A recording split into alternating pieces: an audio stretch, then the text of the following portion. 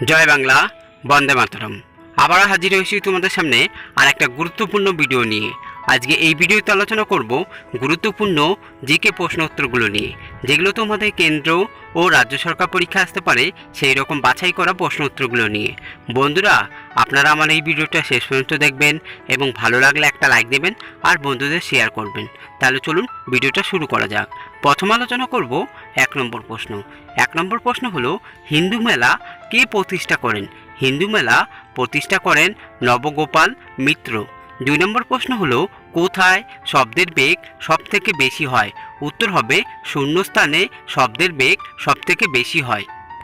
নম্বর প্রশ্ন হলো, কেচোর গমনাঙ্গের নাম কি? কেচোর গমনাঙ্গের নাম হলো সিটা।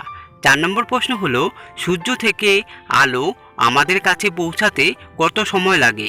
উত্তর হবে 8 মিনিট। 5 নম্বর প্রশ্ন হলো, পাঞ্জাব কেশরী কাকে বলা হয়?